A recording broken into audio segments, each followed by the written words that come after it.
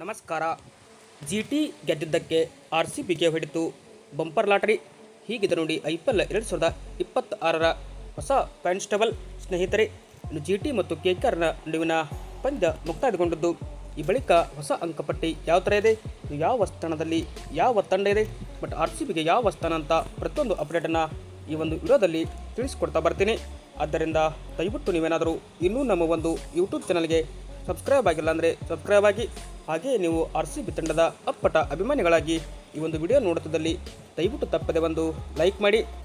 ಹಾಗೆಯೇ ನಿಮ್ಮ ಪ್ರಕಾರ ಈ ಬಾರಿಯ IPL 2026ರಲ್ಲಿ ಟಾಪ್ 4 ಬರುವ ತಂಡಗಳ ಹೆಸರನ್ನು ಕೂಡ ಕಮೆಂಟ್ ಬಾಕ್ಸಲ್ಲಿ ಕಮೆಂಟ್ ಮಾಡಿ. ಇನ್ನು ಮೊದಲಿಗೆ ಅಹಮದಾಬಾದ್ನ ನರೇಂದ್ರ ಮೋದಿ ಮೈದಾನದಲ್ಲಿ ನಡೆದ IPL 2026ರ 25ನೆಯ ಪಂದ್ಯದಲ್ಲಿ ಜಿಟಿ ಮತ್ತು KKR ನಡುವೆ ಮುಖಾಮುಖಿಯಾಗಿತ್ತು. ಈ ಒಂದು ಪಂದ್ಯದಲ್ಲಿ ಮೊದಲು ಬ್ಯಾಟ್ ಮಾಡಿದ KKR ತಂಡ ನಿಗದಿತ 20 ಓವರ್ಗೆ 180ಕ್ಕೆ ಸರ್ವಪತನ ಕಂಡ್ರೆ, ಇತ್ತ KKR ತಂಡದ ಪರವಾಗಿ Tim Shepherd 19, Cameron Green 79, Rovman Powell 27, Ramandeep Singh 27 ರನ್ಗಳನ್ನು ಹೊಡೆದರು.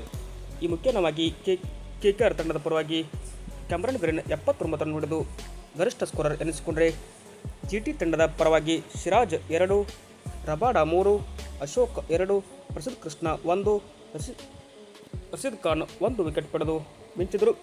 ಈ ಮೂಲಕ 181 ರನ್ಗಳ ಟಾರ್ಗೆಟ್ ಬೆನ್ನತ್ತಿದ ಜಿಟಿ ತಂಡ ಉತ್ತಮ ಆರಂಭವನ್ನೇ ಪಡೆಯಿತು.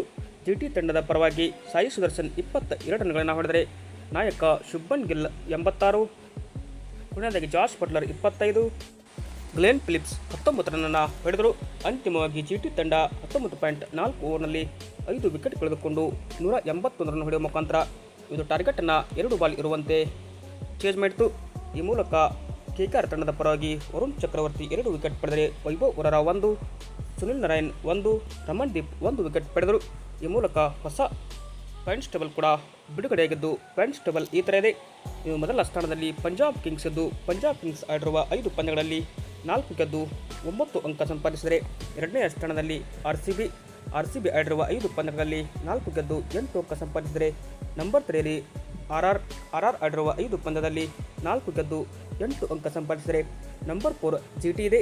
ಜಿಟಿ ಆಡಿರುವ 5 ಪಂದ್ಯದಲ್ಲಿ 3 ಗೆದ್ದು 6 ಅಂಕ ಸಂಪಾದಿಸಿದರೆ, ನಂಬರ್ 5ರಲ್ಲಿ SRH ತಂಡವಿದೆ.